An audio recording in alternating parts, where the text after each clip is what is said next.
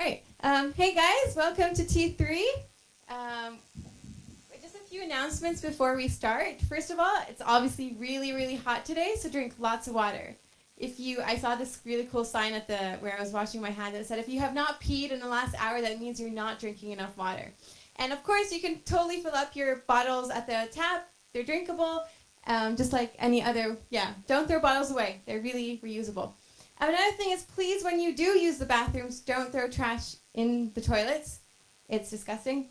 Right, wear sunscreen, hats, all that shebang. We're going to go through a talk now and then Q&A for 20 minutes. And then you guys can always talk to the speakers afterwards at the Media Cafe. My friend Jill here is going to introduce the next talk.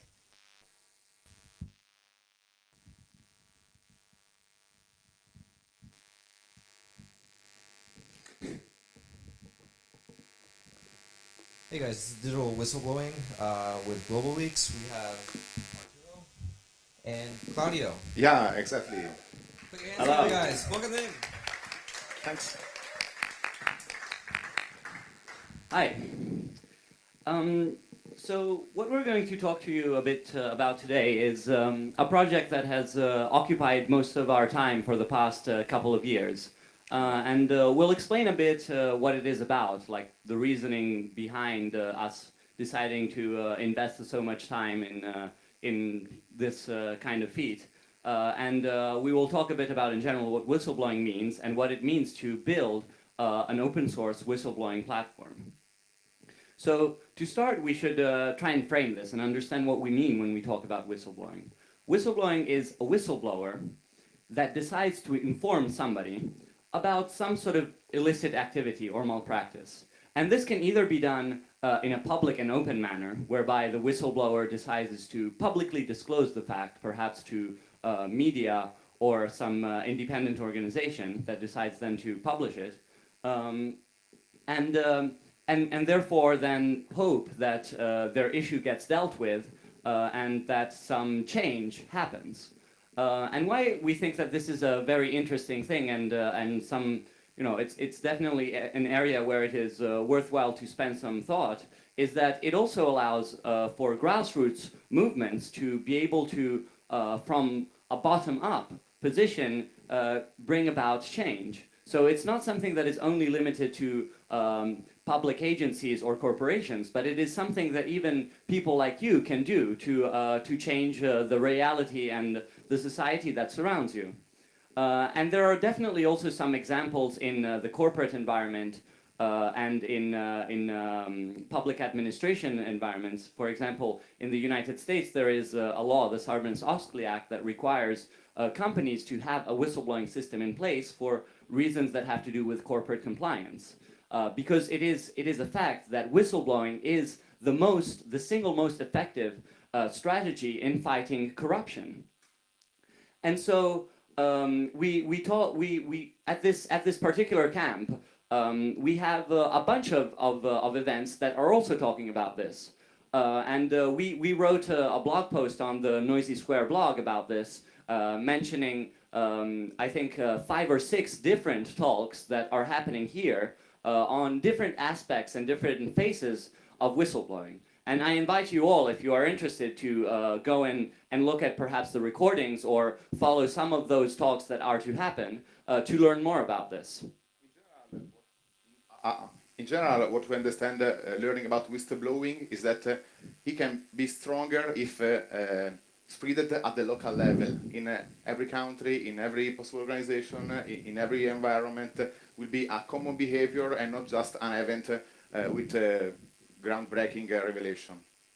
Yeah, and so what we realized starting this path, this research into the world of whistleblowing, is that we discovered that there were already many people there that were doing this for many years, and how they were looking at it was in a quite different way from how us hackers would look at this. So they were more looking at it from a policy perspective, and they really did not have a deep understanding of the technologies that they were using. So we saw things like corporate whistleblowing systems that advertised anonymity but had no actual technical evidence to support that claim.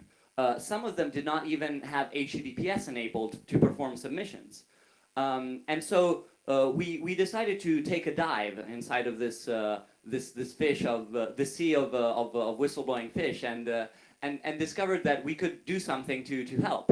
And perhaps our technical knowledge and our expertise in the field of security could be put to good use in this kind of environment. And so I think for this reason, before we go on, we should clarify what exactly globaleaks is and what it isn't. So we are not a leak site. We do not wish to collect any kinds of leaks, and we will never run a leak site ourselves. We have just decided to develop a platform, a piece of software, that other people that are interested in running a whistleblowing initiative and therefore take the legal responsibilities and all of the chaos that can ensue from doing such a thing, they can use our software. But we have decided that we wish to not take on this responsibility because you know, coding from the Ecuadorian embassy is not as fun as at home. This So.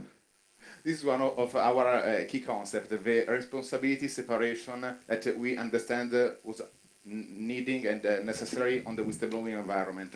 After the effects of WikiLeaks Cablegate, also recently with Snowden, we understand that when someone has the information, has the ability to decide how to reveal and interact with the revelation is the single point of failure of the whistleblowing flow. Then be able to separate this kind of person and distribute responsibility, maybe a path for security in whistleblowing process.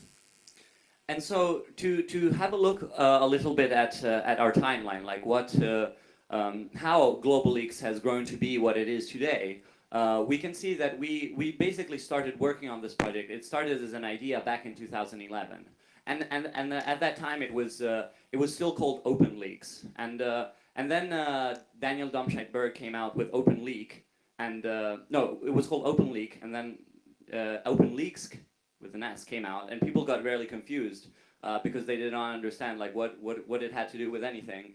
And so we decided to change our name to globaleaks in 2011, and then a Forbes article was published about it. And then we started sort of playing around with this idea and started implementing some prototypes. And around 2012, we came out with the first what we called advanced prototype. So it's something that has actually gone in production. It has been used by this independent news organization in Serbia called Južne Vesti. But it was not something that really achieved the design goals that we had in mind. And so at that point, we decided that we wanted to rewrite it completely from scratch. And so we threw away all that code, opened you know, a fresh new project directory and started over. And that is you know, the globaleaks that you can see today. We also got some support from Radio Free Asia, the Open Technology Fund, to fund 1 year of research and development of globaleaks. And that is basically what has kept us going until today. And so to go a bit more into like a technical overview of what this application looks like, we should start from saying what were our design goals. And this is because we had realized that we had committed some mistakes in designing the previous version of the software, and decided that if we were going to rewrite it from scratch, this better be the last time. And so we said, okay, what would we want from an application that is designed to do whistleblowing? And so we said, for sure, it needs to be free software, and anybody should be able to freely use it and modify it. And that was definitely one of the basic goals. Then it should be extensible and applicable to as many different use cases as possible, because whistleblowing is a thing that you can do as an activist group or organization, a la WikiLeaks, for example, or as a newspaper, as Al Jazeera and the Wall Street Journal have attempted to do, but you can also run it in a corporate environment. So we sort of tried to figure out how we could build this application in a way that it could be extensible and we could add support even for the future also for different use cases that perhaps today we were not imagining. And so obviously the user interface should be fully customizable. So the person that runs globally should be able to style how it looks and feels. And it should be easy to set up and maintain. This was one of our, this should actually probably have been the first point, because this was our main goal was to have something that somebody with zero technical skill could start. And originally we were even more extreme. Like we wanted, our vision for globaleaks originally was having this globaleaks.exe. a globaleaks.exe that you can download from a desktop computer, click on it, and you have started a globaleaks node like that. We support the CryptoCat concept of easiest than Facebook. Easier than Facebook, yes. And so we soon realized that this was something that was not as easy as we had expected. However, it is to be said that the technologies are there. So it is something that is technically feasible. It just requires a lot of time and a lot of dealing with shit, basically, because you need to make it run on Linux, on OS X, on Windows, where you have 3 different graphical user interface toolkits that you need to find a way to use properly so that it looks native. And it's not as simple as we had originally envisioned it. However, this was definitely a goal, and even now it is still far easier to set up and maintain than any other existing whistleblowing solutions out there.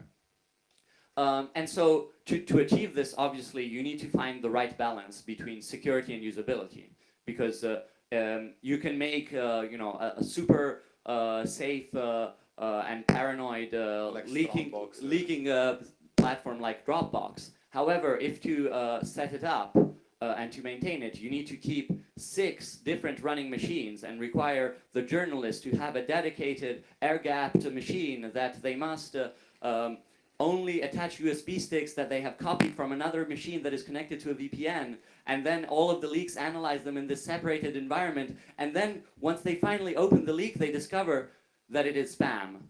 So we said, okay, perhaps we can find a right balance, something that makes the journalist not want to kill us and still achieve reasonable levels of security. And so obviously we designed it all with anonymity in mind by default. So by default, globaleaks allows for both anonymous submissions but also anonymous hosting, thanks to Tor hidden services. The fact is that anonymity is provided on the technological level, because we can't assume that the network is safe. Network can be can reconduct the traces from a tip to a whistleblower, and this kind of protection needs to be enforced on the various network.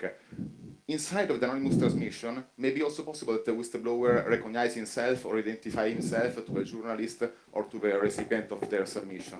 But it's important just to start in providing a safe environment in the technological level, because may not be something understand after, or you can come back when you stop to be anonymous. Yeah, I mean, if you start off by not being anonymous, you can never go back and be anonymous again. So it's important to have this on by default, and if the user willingly chooses to allow a least secure and less anonymous way of accessing the system, they can do so.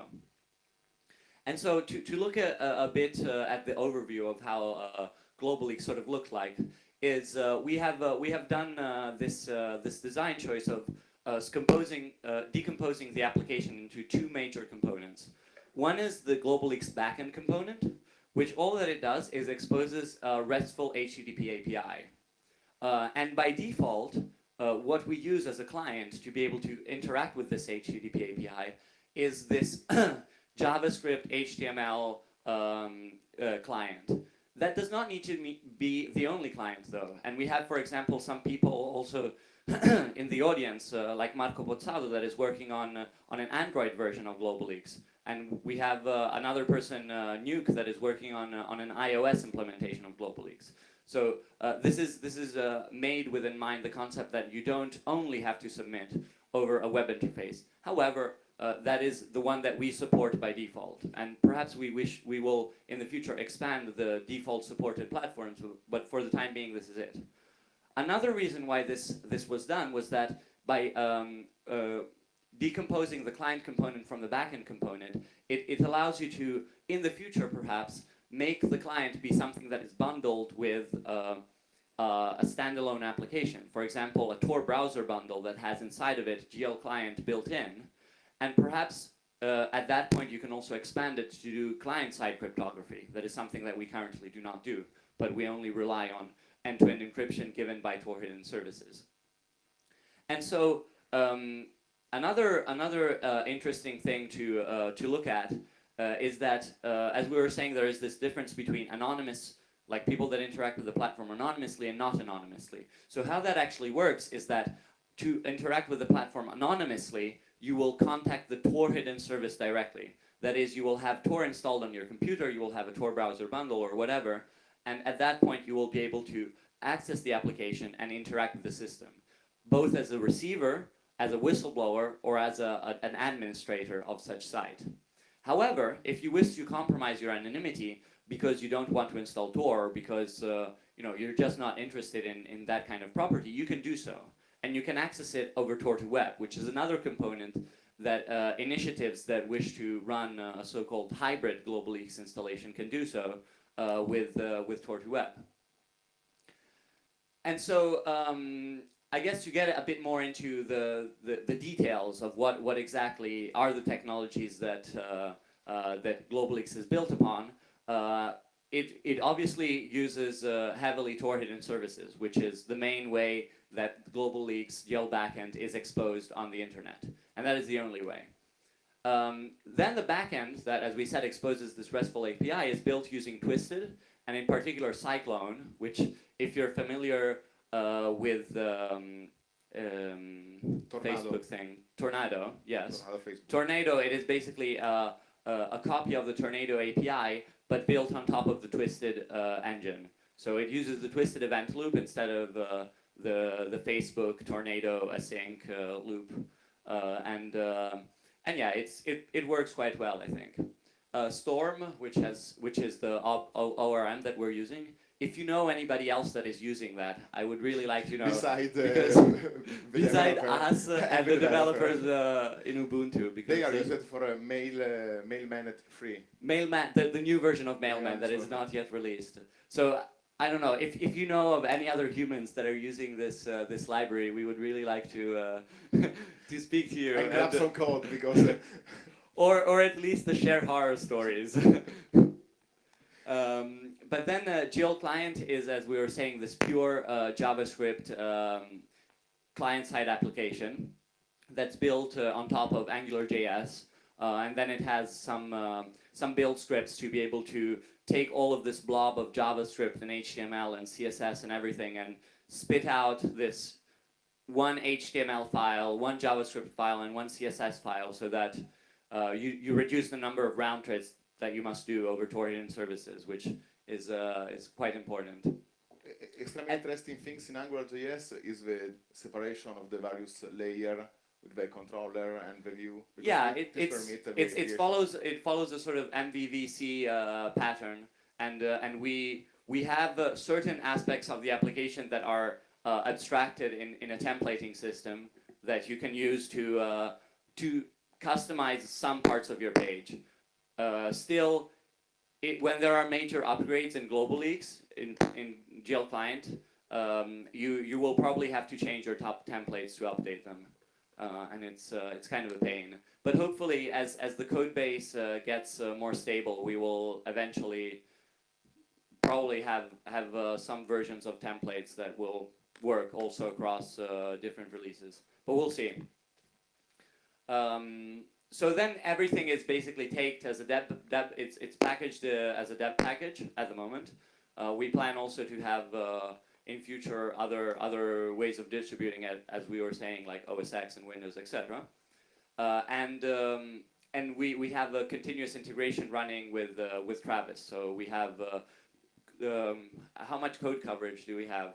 I don't know the percentage also because we have implemented the test not only making unit test over Python code but also executing and packaging and building the entire environment and then executing on the virtual environment for making checks if the rest correctly answer. So it's a different kind of coverage. Yeah, I mean, it is quite tested. I mean, still lots of bugs come out all the time every time we do a release. So I think it is far too little tested than it should be. But yeah. We have to shrink. Okay. So anyways, what we have implemented is what you see here. We have multi-language support, so you can translate it on Transifex in your own language. I think currently we support 8 different languages, and yeah, it is highly customizable as we were saying. So you can set how the form that the whistleblower fills in gets presented to them. What the fields mean, what should be the titles, what should be the hints, etc. Is one of the main differences between globaleaks and the other leak site commonly seen, because they usually promote to the whistleblower just plain blank form with written, please tell us your secret. Instead, what is interesting in globaleaks is defining a specific context of topics that the journalists behind are able to manage, are experts in handle off, and they require a specific question for the whistleblower in order to improve the quality of the submission and not just the quantity. And that's the context concept. And yeah, so regarding security, we have a threat model that you can view if you go to globaleaks.org in the security section at the bottom of the page. That is quite detailed, and it analyzes all the different actors that interact with the system. What are the risks associated with every actor? What kind of properties are given by what, etc., etc. And we have also gone through currently 2 penetration tests, and we are going to get a 3rd one in the coming months. And these have been both from reviewing the specification, so looking at our threat model, at the application security measures that we are taking, etc., but also at the implementation. So we have also had like black box testing and code audit of both the client component and the backend component. No, actually, currently we have only done the client component, I think. Or no, I guess we have also done, I guess both in the end, yeah. But we're going to get a more extensive review of the backend component in the months to come. But in the representation test will be also the XSS part maybe tested. Yeah, could be. But yeah, so then the application is enforces sandboxing on a network layer. That means that the application itself does not do outgoing connections if not over Tor. And also it is sandbox in the way that we use AppArmor to properly secure the application so that it does not do calls that it should not be doing. It does not try to access files that it should be not accessing, etc.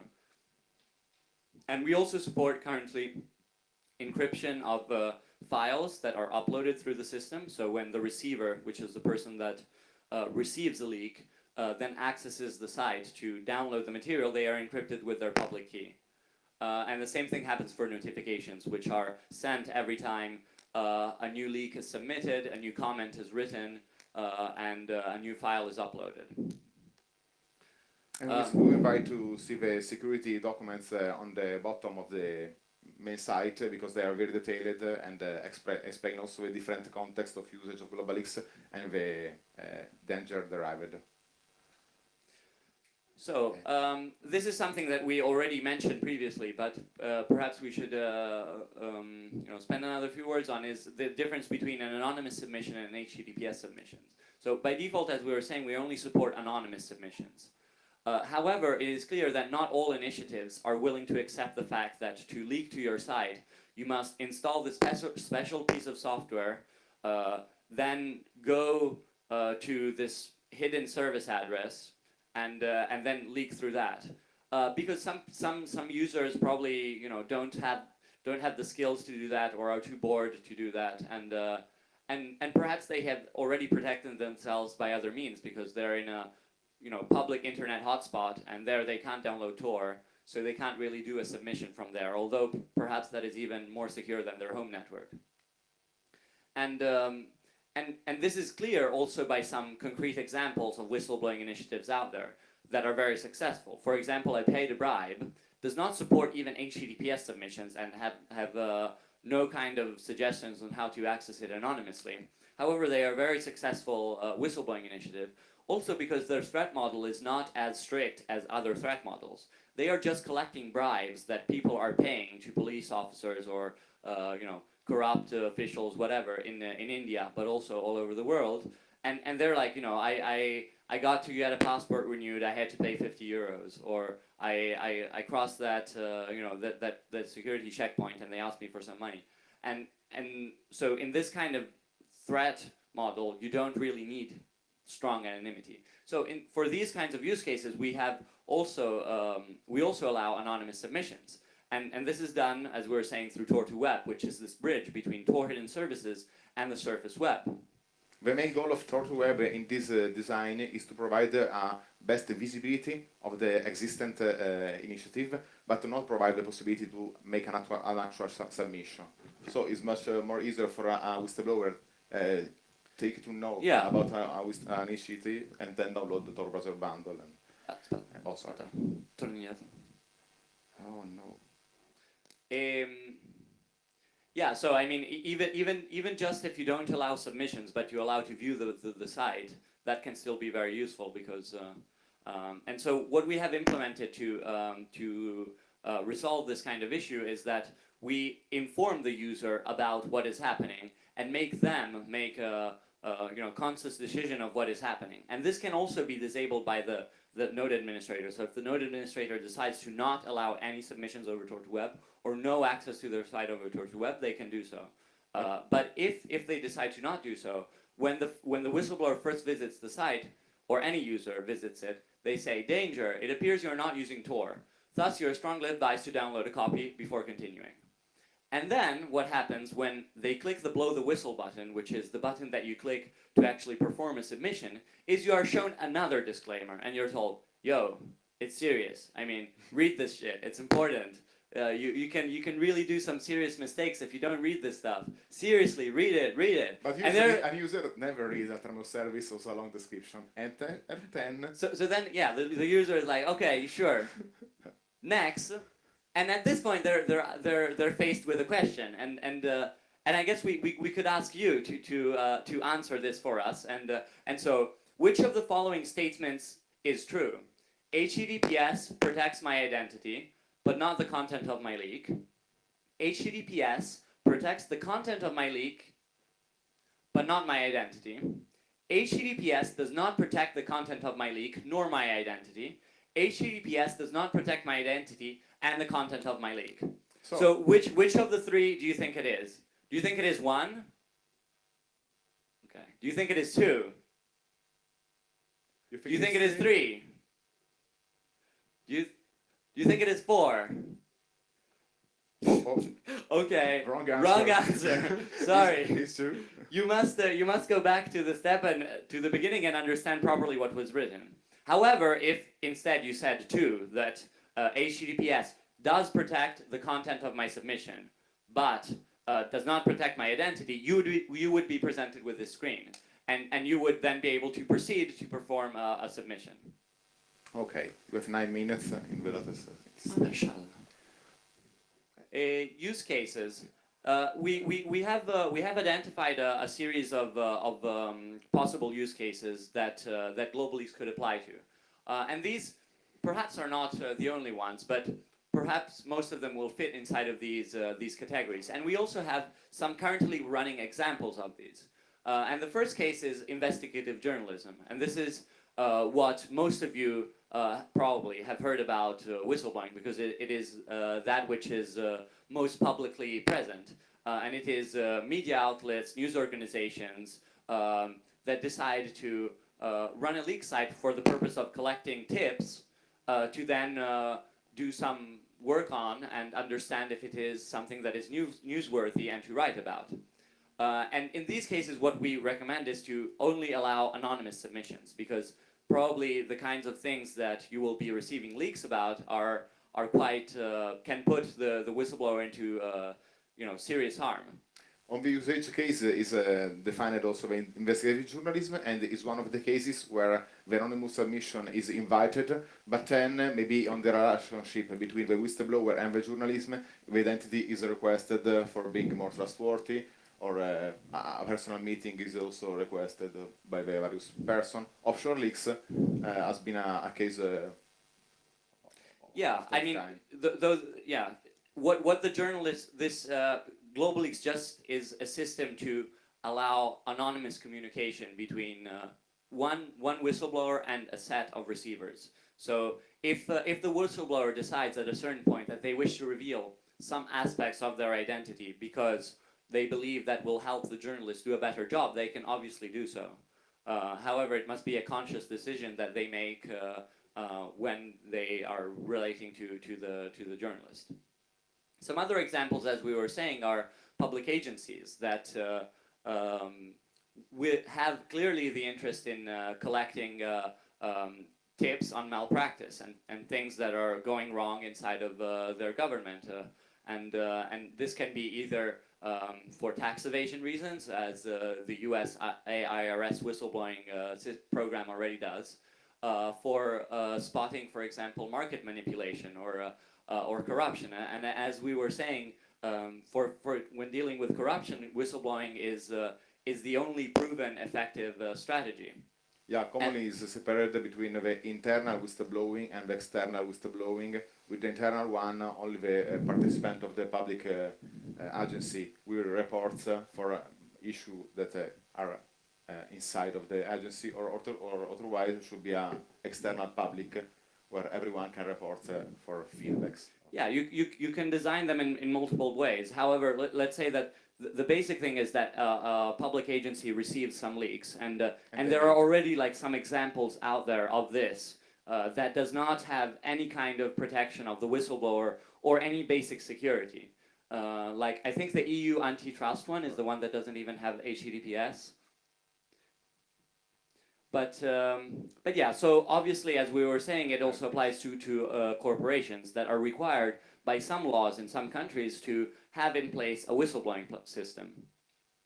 And these tools are generally integrated into the organizational model of that particular company. And usually, who will receive these tips is somebody inside of the internal audit or in higher management inside of the company that will evaluate them and decide what should be done about them.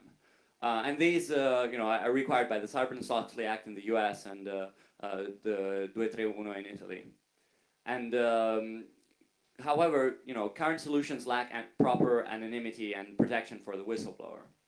And another very interesting use case that is something that perhaps we feel more interested in helping out and in promoting here, especially, is how it relates to possible initiatives that any one of you can run, and that is simply a group of people that are very passionate about a topic that decide that they wish to do something to transform some information that they receive on that topic into some action, which can be either public disclosure or I don't know, going to the authorities and warning them about the fact, collaborating with some other news organizations to write a story about it. Or make independent analysis and information. Yeah, and so you say, I know a lot about this, I have a lot of contacts in this field, I have a lot of knowledge, a deep understanding of this issue, and I think that if I just had these documents, if I just had some people that would tell me about these facts, I could do something to change it.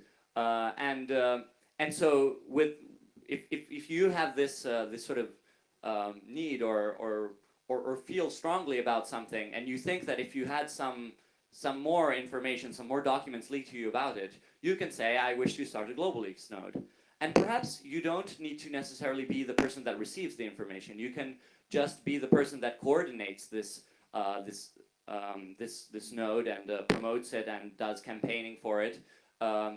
But then other people that perhaps are even more knowledgeable than you on the topic will be the people doing the analysis. And so, as we're saying, for corruption, this is something that is highly effective. And so, what we want I mean, how I guess if you are interested, you can help us out, and we can find some way to collaborate. As we were saying, there's still tons of code to be written, and lots of things to play around with. So if you're into Python and Twisted and such, you should check out the GL backend repository and see if there's some way to to hack on it. If you know JavaScript, or you're very good at making things look very pretty and nice and shiny, globaleaks client definitely needs a lot of love. And I think that if there is somebody here that wishes to give some of that love to GL client, I think it will accept it very happily. And then we also have, as we were saying, this a whole system to do continuous integration and builds, and it's kind of a mess system at the moment. It needs to be tested, and it needs a lot of work. And so yeah, I guess if you have any of the required skills, you should help us out. But at this point need to be also to expand it in RPM or other packaging system if they can be easily integrated. Yeah, or OS X and all these other things. I mean, we hope in the future to have a gel backend running on Android, so you can also plug on your UIA box or in your cell phone. And also obviously you can run your own initiative. And you can say, I'm passionate about this topic, as we were saying before, and you can start your own globaleaks site. And if you have already some ideas, we should perhaps meet together later after this talk and brainstorm some ways to make it happen. We also have this thing that we call the fast track program, which is basically a way for which we can help you out even more directly to run a globaleaks initiative by coming directly to where you are at and doing a hackathon in person. If you are willing to stand for 2 or 3 days, 3 to 4 smelly hackers and and lots of entropy. So that said, we are also going to be doing a workshop in an hour at Noisy Square, and you should come. 10, no, Noisy Square. 10-2. The big one. There are 2 10 of Noisy Square. But the big one, I think, right? Yeah, the big one, the one that is like brown and looks like an Indian thing. In the workshop, we can start various globaleaks initiative and show how it should be configured and how the context and the receiver are set up, how does it work, the flow, and such. Yeah. And so, if you want to learn more, here are a bunch of links. So the main website where you can find links that point to most of everything else. The wiki contains a lot of information on how to set up both a development environment to start hacking on globaleaks, but also how to install the software on Ubuntu and Debian. And then you can join us on IRC and mostly idling on globaleaks on OFTC. And as we were saying, we're mainly hanging around at Noisy Square or at the Italian embassy. So, but we are both like, so if you leave a question on IRC, we can see it some days after. And so yeah, if you want some grappa later tonight and discuss whistleblowing, we will always be there with lots of whistleblowing and grappa. So that said, I guess thank you for your attention. And are there any questions?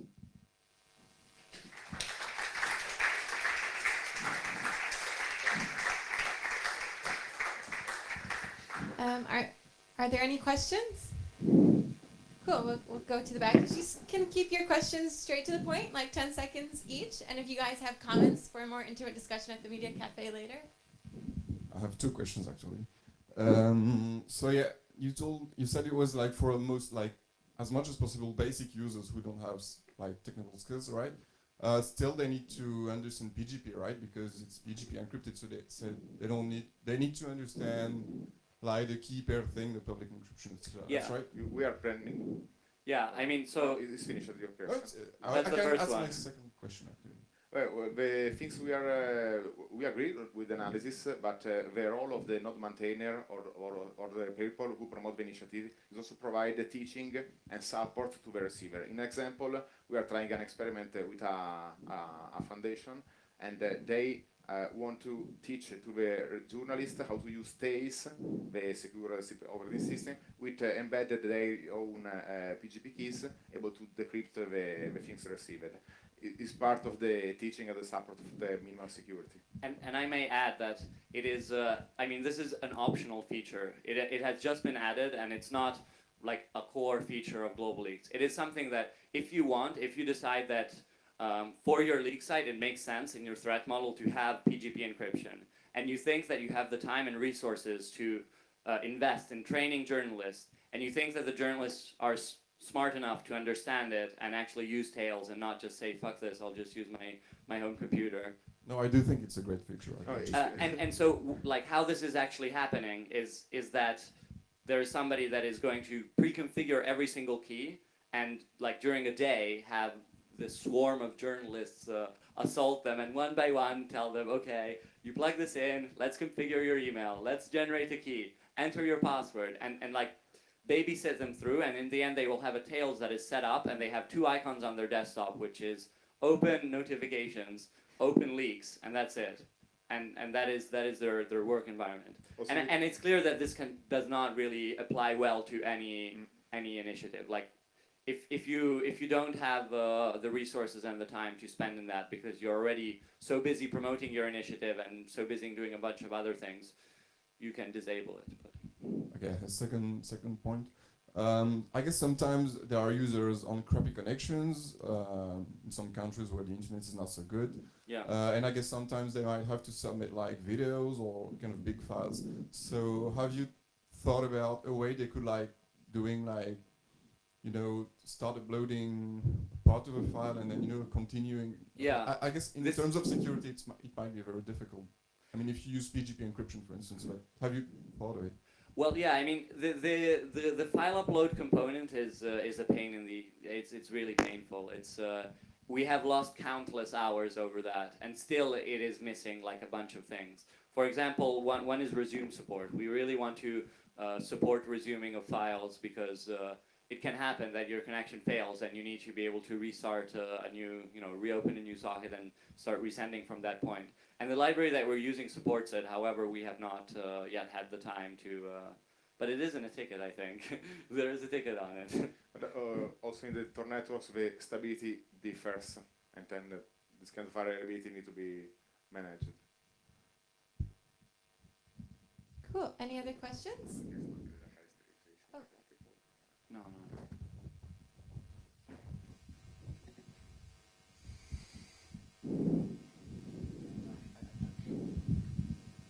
So my question is, have you found that there's sort of like an upper limit in terms of file size, or sort of like what is the optimal file size for people to actually push through? I know that's kind of a weird basic question. Yeah, we have encountered some issues with what? It is currently fixed, but it does not have to be that way. I mean, we can in the future add support for.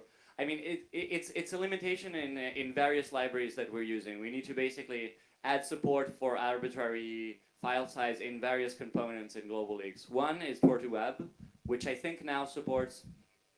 Yeah. It's everything fixed. Okay, so Tor2Web is done. Now, also on globaleaks. So we can upload the. So we have infinite file. Has it been tested?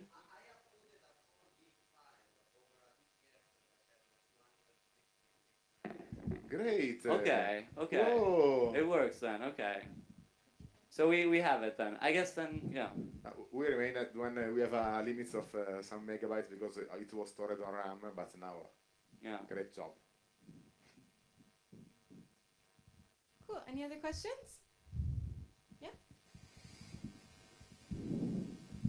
I just would like to add a comment regarding the workshop that we will be doing in 1 hour time at the Noisy Square. What we will go through to the workshop, if you would like to start your own initiative, and if you would like to understand or even just discuss how you will be able to start an activism initiative by soliciting whistleblowers. We will discuss about the overall process. I mean, how, which kind of a focus from the organizational point of view you need to have, what things you must have clear, like how will the initiative will solicit whistleblower, by spamming, by Google advertising, by printing, I don't know, papers over train station, whatever. But we will go through over this kind of knowledge that is part of what we are trying to collect by helping various adopters and creating a sort of a shared knowledge base. And there are other organizations that are joining with us also to provide legal support and advocacy tool and communication support for initiatives that would like to start soliciting whistleblower. Great. We have a few more minutes left. Yeah?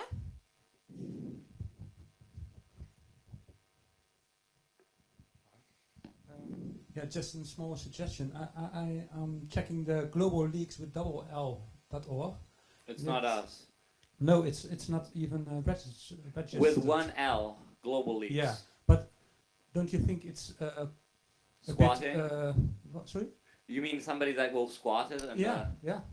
yeah, we could register it. Well, I in think YouTube that's- exists a channel called the Global Leaks, but it talks about tsunami and liquid drop. Well, it's now it's not registered anymore, so maybe it's a good idea.